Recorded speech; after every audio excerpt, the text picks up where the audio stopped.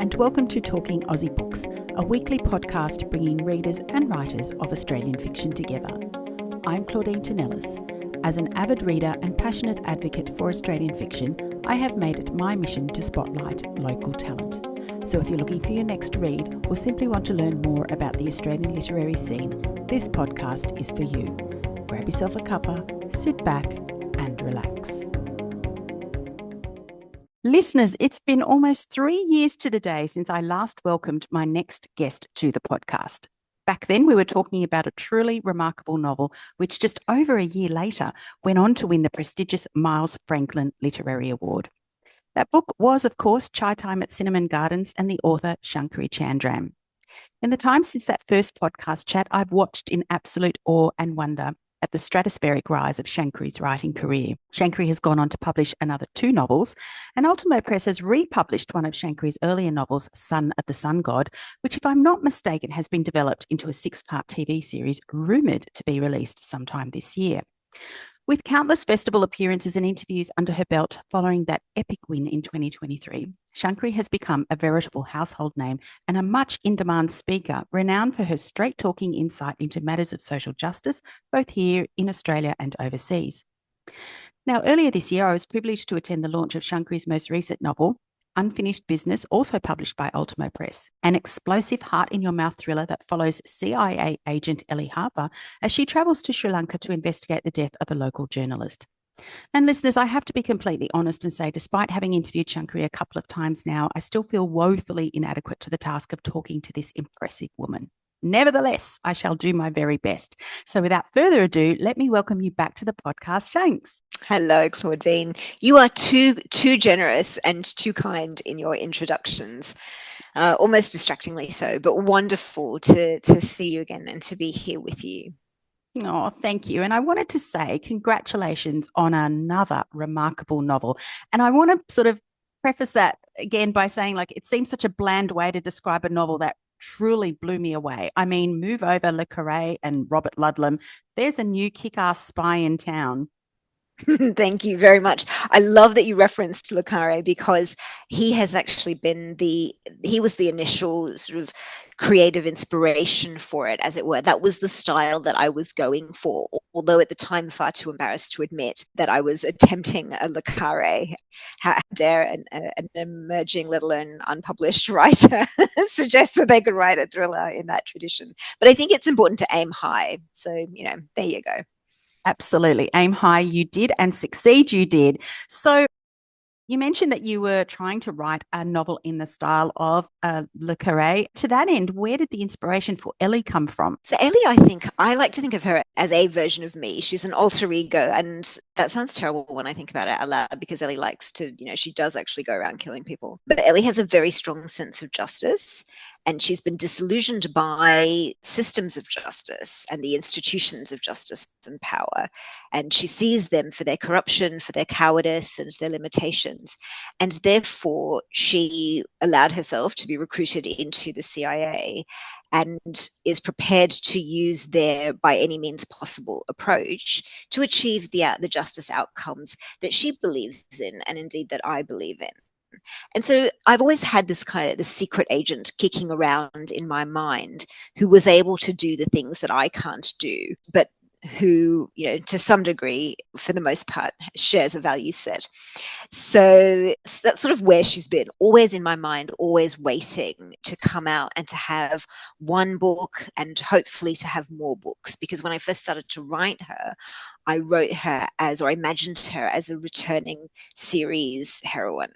And so we'll see. Time permitting, there'll be future Ellie Harper installments. Oh, I love that, because that was going to be one of my questions. I hope we haven't seen the last of her. No, not at all. And in fact, I wrote a story when I was writing Chai Time at Cinnamon Gardens. Halfway through the novel, like literally at the 50,000 word mark, I became really disenchanted with it and lost confidence.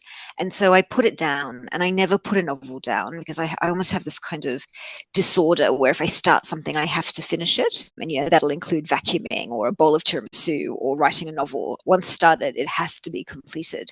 But for the first time in my life, I put the novel down and I thought, well, let me just step away from it and see what happens. And during that time of stepping away, I had this second idea for an Ellie adventure based in a country town in Australia. And so just for fun, I wrote a story treatment that if Ellie Harper was in a TV series and it was set in far west New South Wales, where I would happen to be working at the time with various Aboriginal organisations, what would that international espionage, mystery, political explosion look like? And so I just wrote 40,000 words of that as a story treatment, not as an actual novel at the time.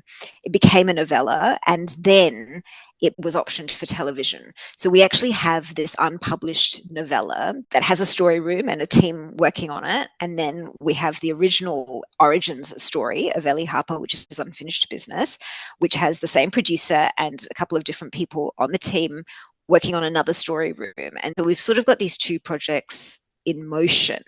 But as you'll know, with series and television series and adaptations, these have a 99.99% chance of not getting off the ground. And like all writers, I just keep writing and crossing fingers and hoping for the best. That's very heartening to hear that it could be a television series one day. One day, I take a very philosophical approach to it because my first love is writing. Writing gives me such joy.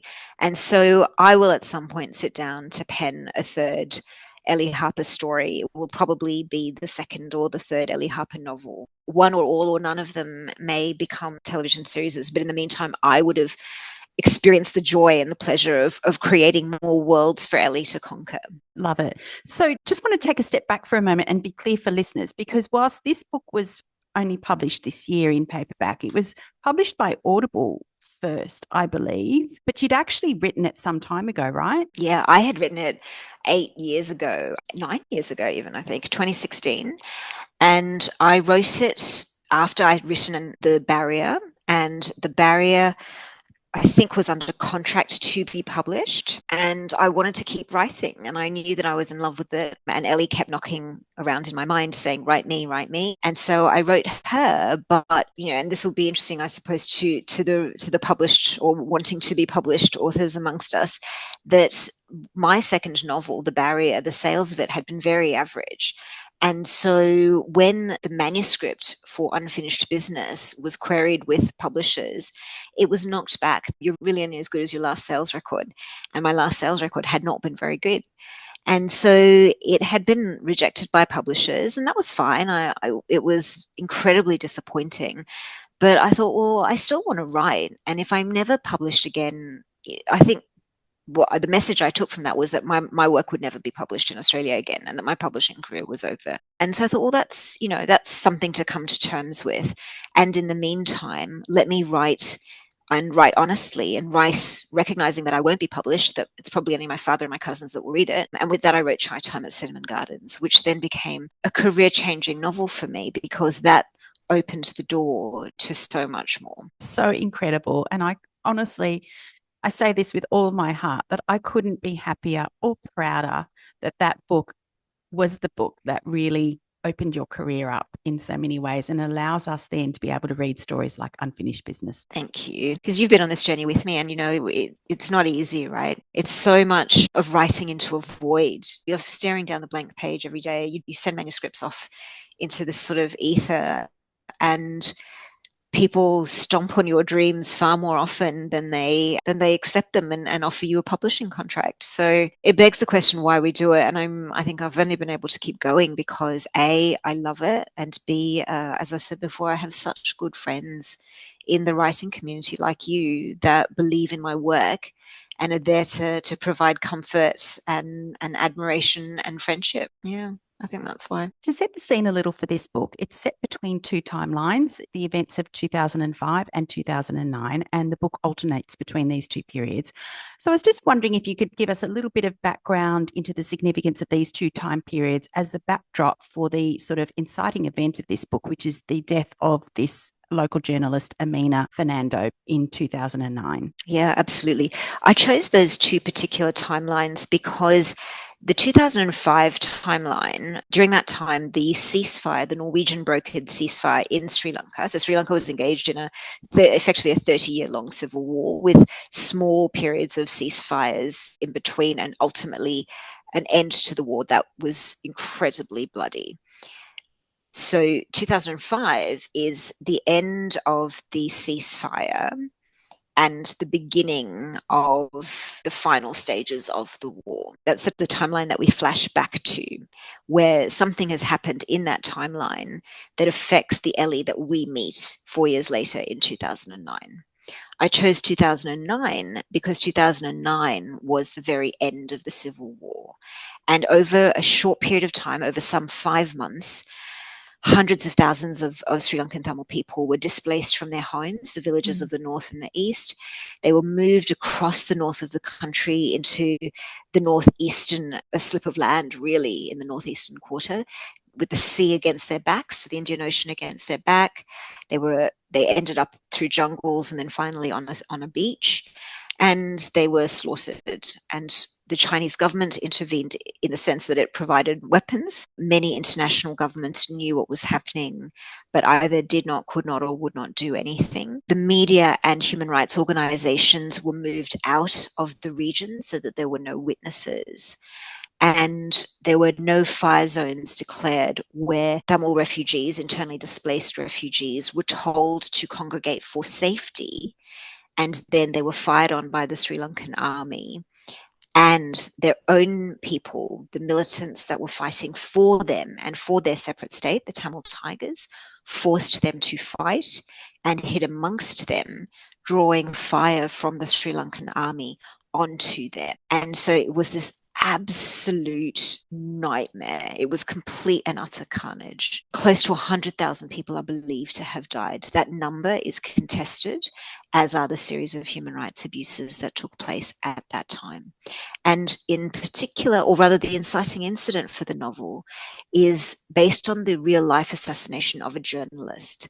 In January 2009, a very well-known political journalist, Lasantha Wickrematunge, who was critical of both the Sri Lankan government, critical of international powers, critical of the Tamil Tigers, on the way to work, he was assassinated. That became the sort of inciting incident for my novel.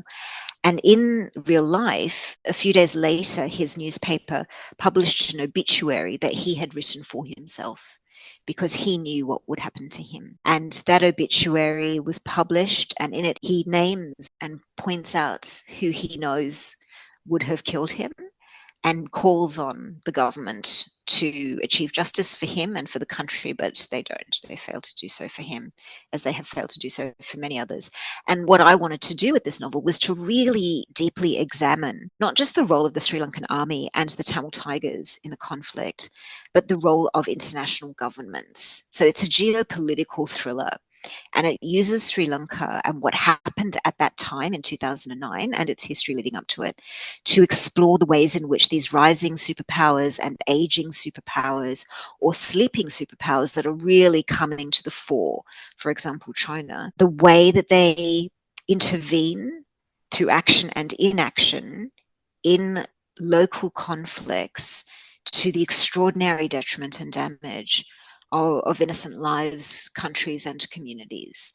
And what happened in Sri Lanka is no different from what happens in many other parts of the world, has happened, continues to happen, and will happen in the future. And because Sri Lanka is my ancestral homeland, I wanted to explore that, but to also use that specific location to draw out those universal themes. Yeah, absolutely. Chilling in so many ways, Shanks. And I guess when I was reading that, I couldn't help but think of current global conflict and think that the very same thing is happening right before our eyes at the moment. That said, when we pick up the story in 2009, Ellie is being sent back to Sri Lanka by her boss after a period in which she has not seen active duty as an agent. She's not quite been put on gardening leave, but something similar, an easy desk job, but then she's suddenly being ordered back to a place that holds traumatic memories for her.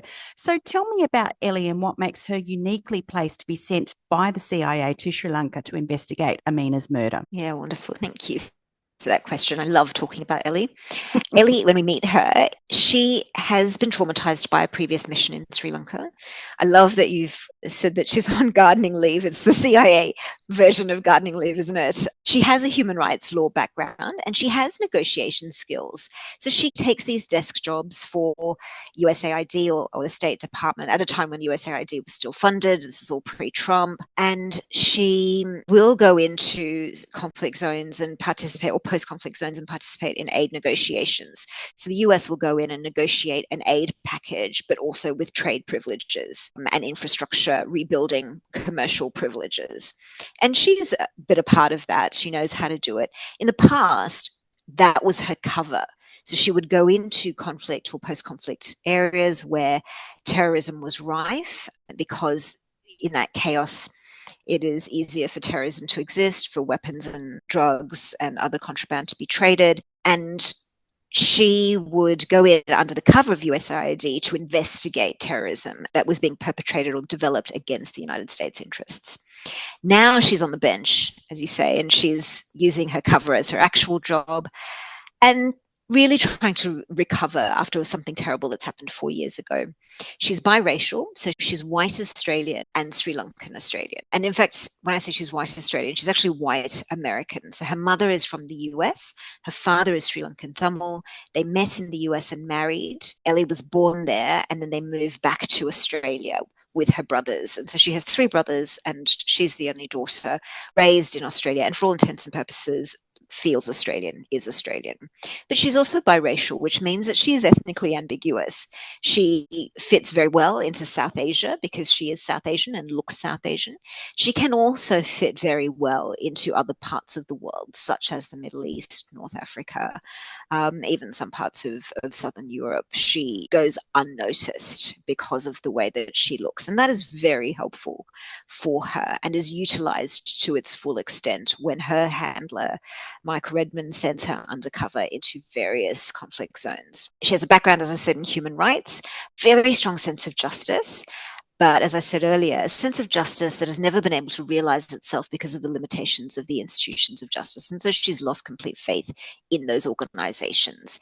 And she's doing it her own way, or rather she's agreed to do it the CIA way, although at times even that, when she's asked to cross many, many lines, that comes back to haunt her.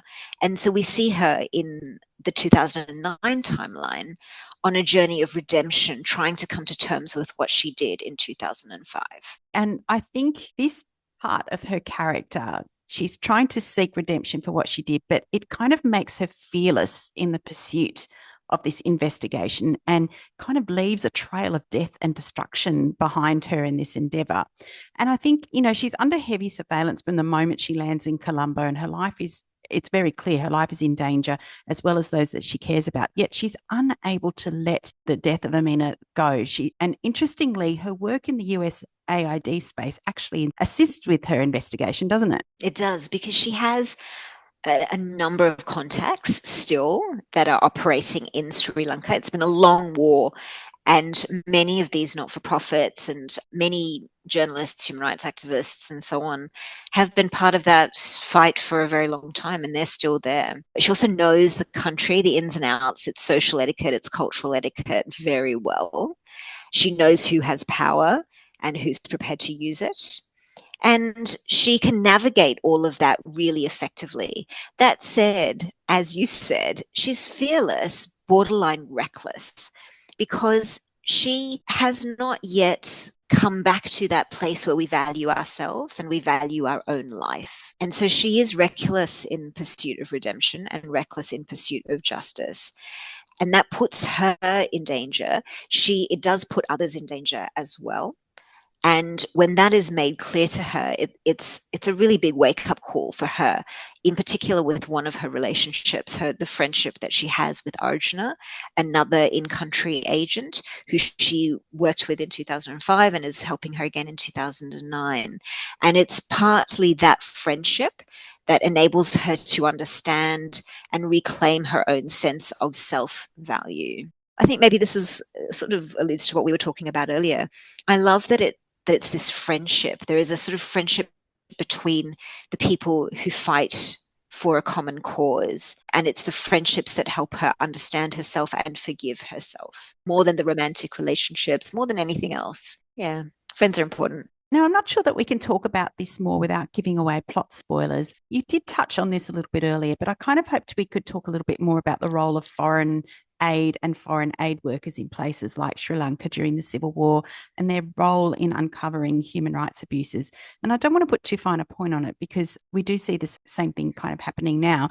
But was this something you were conscious to explore in the context of this novel? I was. And there was, in fact, another real life incident that was part of the inspiration for the novel, and I reference it at the back of the book, which is there was in about 2006, I think it was, there were 18 aid workers. They were Sri Lankan Tamil, but they worked for an international not-for-profit called Action Against Hunger, so a Belgian organization or a French organization, and they were executed in a village where they were working in Sri Lanka, and there was again never any justice, but it was believed that the executions were done by the Sri Lankan army. And it really, for me, the fact that it had happened at all shone a huge light on the dangers that human rights and not-for-profit humanitarian aid organizations put themselves in order to help people.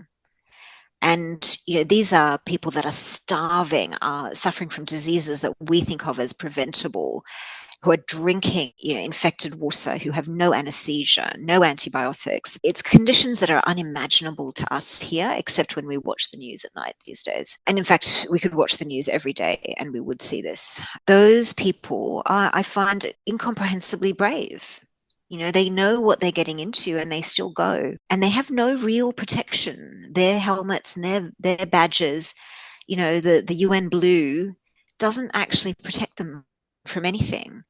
And these people had been killed. They were so young. I think all of them were under the age of 30. And I thought a lot about the fact that it had happened and the fact that there had never been any real investigation, no actual trial, no punishment.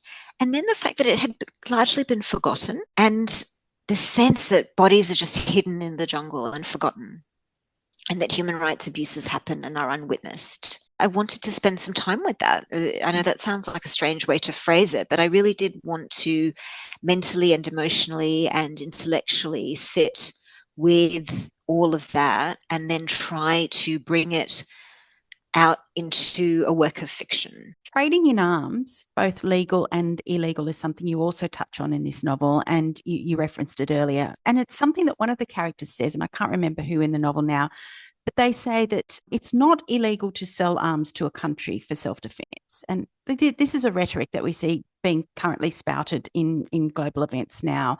And in the case of the Sri Lankan army, they were arming themselves against their own people, weren't they?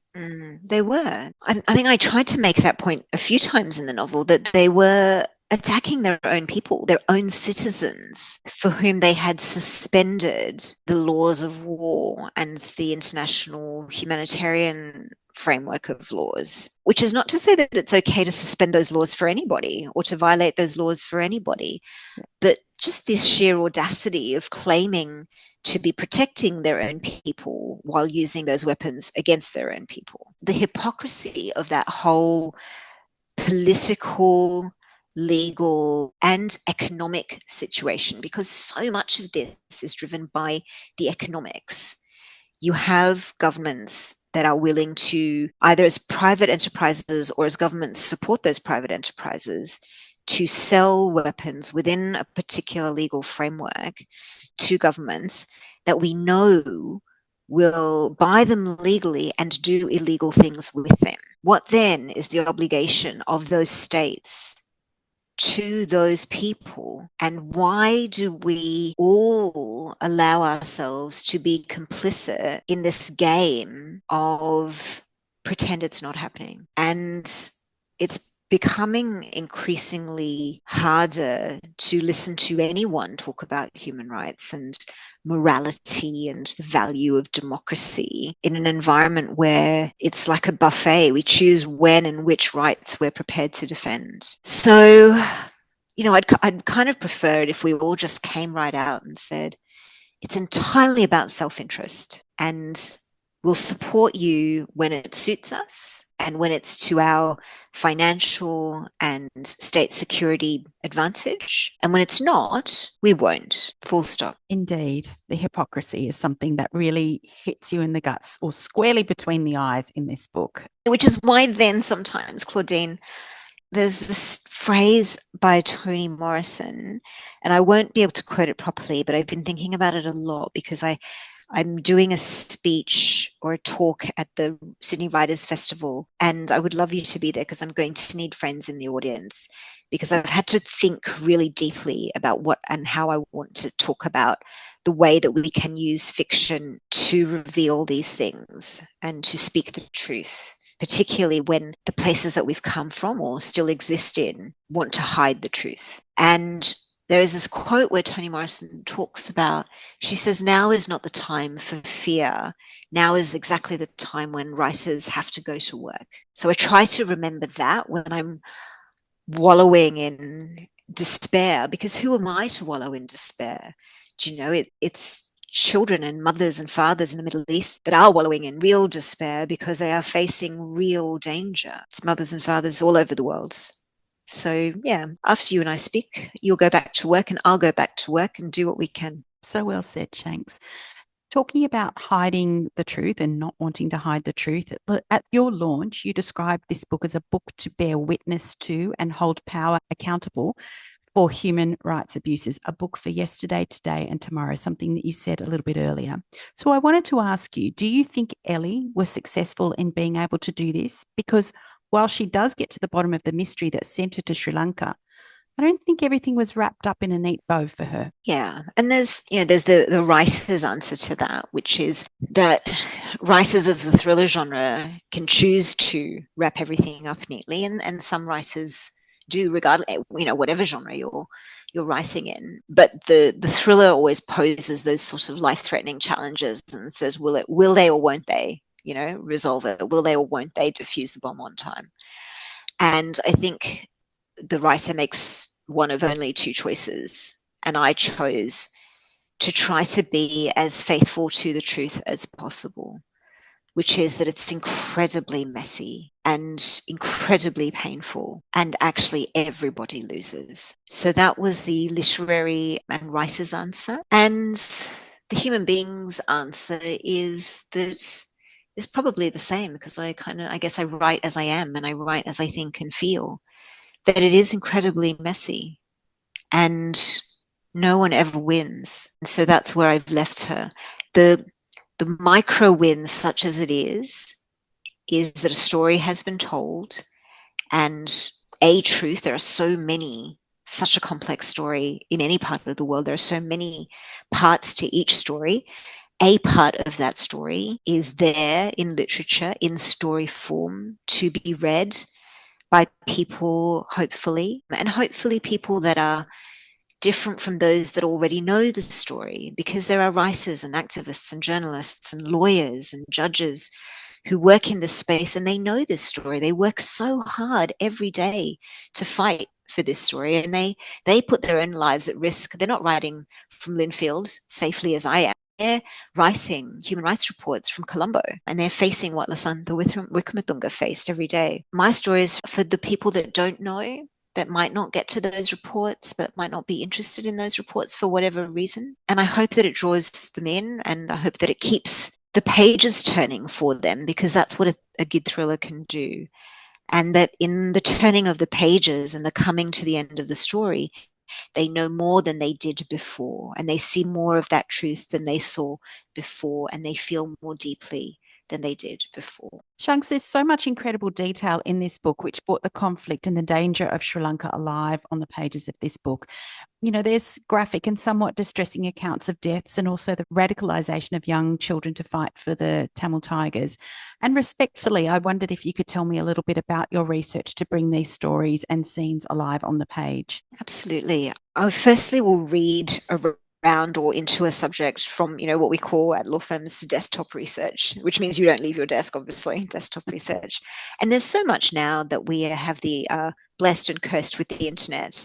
that we can access online. So human rights reports, UN reports, eyewitness testimony, footage. There's a huge amount of terrible phone footage of what happened at the end, documentaries, and so on. So I made sure that I knew all of that, as much as I could know of that from those sources. I then am and was, and hopefully always will be, very fortunate to have good contacts in the community, both the human rights community and the Sri Lankan Tamil community, the survivor community. And so when I go to Sri Lanka, I am able to meet with really incredible people.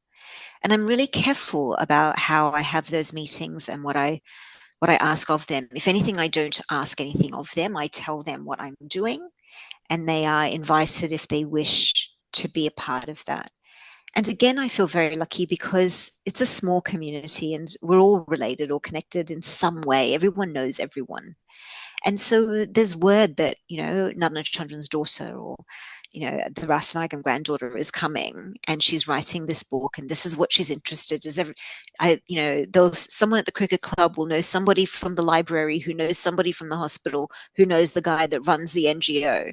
It's just kind of how it goes. So I end up meeting these incredible people, and they want these stories to be told because they're trying to tell the same story, and they are very effectively telling the same story in a different way. They're using the law. They're doing it the right way. They're using the law, and they're using human rights reports, and they're using public policy and legal advocacy to tell the stories. And they are both intrigued and like that I'm trying to do it in this other way. And they want to help me. So they give me their time and their lived experience and more reports and say, listen to this, read this, think about this. And all of that I do my best to bring into the novel in a way that is hopefully not tonally didactic, but in a way that is truthful and honors their lived experience, and at the same time creates connection with the reader. Because my job is to invite the reader into that space and to hold them there and to challenge them and to keep them there. Thank you so much for sharing that. Yeah, look, I'm not going to lie. Some of those scenes were, difficult to read, but I can definitely see that would honor those lived experiences and, as you say, invite the reader into that space so that people can really understand and empathize. Now, I know that you've worked in the social justice field, but specifically in relation to Ellie's role as an aid negotiator, did you have help writing this part of the story? Again, from people who do these sorts of things for a living, yes, yes. And I always have this, I think it's probably the lawyer's sort of anxiety and insecurity about being wrong.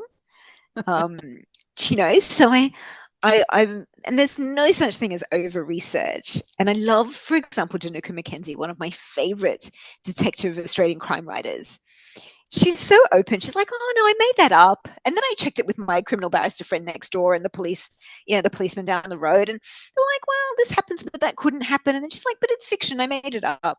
And she allows herself, and increasingly I've been allowing myself in my other novel to go, you know what? I'm just making shit up. It's fiction. But in this particular novel and the ones, all the ones where you can see them fiction as advocacy effectively, the lawyer in me is desperate to not be wrong. And so I talk to as many people as I can. I read as much literature as I can. I find the people that do the job that the character is doing, or as close to it as I can. I mean, I've never met anyone that's admitted to being a CIA agent. Let me speak frankly on that one. People don't kind of introduce themselves as an assassin on the playground because they wouldn't be a very good assassin if they were admitting to it, on a playground in North Sydney. But I do find people who work adjacent to the industries, if not in the industries, that my characters work in, so that I can be as realistic as possible. And the thing that is often very gratifying is when I guess at stuff, either because I've done some serious academic research or I just watch a lot of television, my guesswork actually gets me, 80% of the way there. For example, on the technology of war and the technology of surveillance, I do have a friend that worked in surveillance, and he's like, yeah, this is surprisingly good. Is there anything that we should talk about? Like, well, aside from my addiction to Netflix and binge, no, I think we're okay. So, yeah, research, my friend. Research is the way. Love it. Now, you dedicated this book to your aunt and your uncle, who has sadly passed Yes. away since. Did they know that you were writing this book? They did. They did.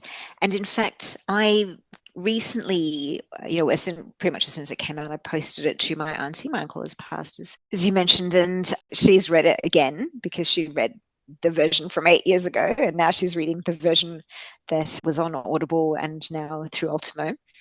And, it's bittersweet, I guess, isn't it? Because my uncle passed away after a long debilitation, a long period of debilitation. And he was very proud of my work.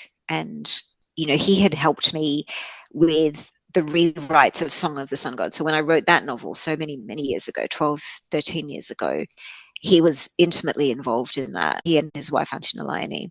And I learned a lot of my politics from him because he was of that generation of Sri Lankan Tamils who left and always worked hard to help home. So home was always the Jaffna region, and they were always finding ways to contribute. And as they became in the West increasingly independent and strong themselves because they're in a country that protects freedom of speech, they utilized their freedom of speech and they spoke out about what was happening in Sri Lanka. And so I grew up as a child listening to these uncles and aunties debating, arguing, protesting outside embassies, going to meet politicians.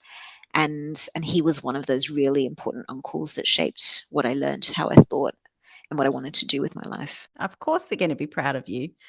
Who wouldn't be? I should mention that I've had occasion to at least, if not meet your parents, to see them a few times now. And on each occasion, honestly, I think I came home and said to my husband after your launch that I've never seen parents more proud of their daughter than your parents are of you. Well, thank you. Thank you very, very much. That will definitely make me cry. I do feel very lucky. They were and are still excellent parents. So my brother and I think we've always known we were very lucky to have them. So I was thinking about Ellie's name, and her real name Yes. is Elora. Laura, Hari Chandran. So she's biracial. Her father is Sri Lankan Tamil. Her mother is American white. And her actual surname is Hari Chandran, but her father changes his name, the family name, in order to integrate more seamlessly into Australia. And she shortens her name, Elora, to Ellie. And Elora is actually my daughter's name. It's the name of a beautiful, really, I think, India's most exquisite temple caves. These are a series of temples that have been carved out of a rock face. And the largest, most beautiful temple in that series of caves is called the Kailash Temple. And our second child is named Kailash. And then our third child is named Hari Chandran. And Hari Chandran is the name of a very famous king in Hindu mythology. And so naturally, our fourth child, Siddharth, feels deeply left out. But there are more books to write. I did try to tell him that in Chai Time at Cinnamon Gardens, Anjali's twin brother, his name is Siddharth, after our city, our little one. But Siddharth, who is an avid reader, feels that he should not be relegated to a peripheral character, the name of the quirky twin brother. And he would like a protagonist named after him as soon as possible. He has a point, Shanks. He does have a point, Claudine. He always has a point. It's so annoying. I was thinking about Ellie's name and I was wondering if it was coincidence that it was the same as your daughter's, but obviously not. No, she loves it. And Elora Harichandran, has 3 younger brothers, as does she. So, Shanks, what's next? You're working on the next Ellie book or something else? I have 2 television rooms working concurrently, writers' rooms for the 2 Ellie Harper projects. We've just got to a particular wonderful stage with the writers' room for Chai Time at Cinnamon Gardens. That's being adapted or is going through that process. So all of these books are in what's called development, also potentially known as development hell, but development. And it's a very, very long process. So we could speak again in 2 years and we may well be where we are today, or we may well be progressed. But Chai Time at Cinnamon Gardens has moved forward also really beautifully. And Shakti Dharan and Mithila Gupta. Mithila is the story producer and Shaktidaran is the lead writer. Shaktidaran wrote Counting and Cracking, the play, and he wrote Jungle in the Sea, and he's got a new play coming up called The Wrong Gods at Belvoir Street starting soon. So he's a wonderful writer.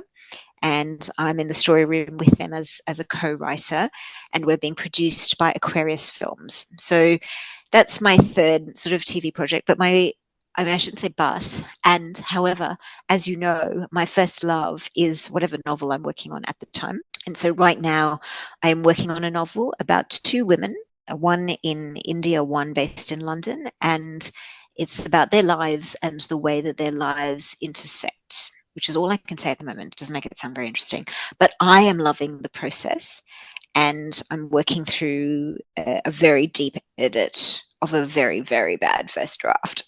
I find that hard to believe. Oh no, trust me. As I said earlier, perimenopause has not been kind, but one word at a time. That's how you write a novel. Great advice for all the would-be or aspiring authors out there who are listening to this podcast, one word at a time. Shanks, it's always an honor to speak with you, my friend. I want to thank you for your generosity of spirit and for taking the time to speak with me on Talking Aussie Books today. Oh, thank you, Claudine. I love the way that you engage writers. I love what you do for Australian writers, and it's just such a joy to be friends with you on this journey. So thank you. That's it for this episode, folks. Hope you enjoyed this conversation as much as I did. If so, I'd love it if you'd leave a review on your preferred listening platform, which may include Apple Podcasts, Spotify, or Amazon Music. Until next time, friends, happy reading.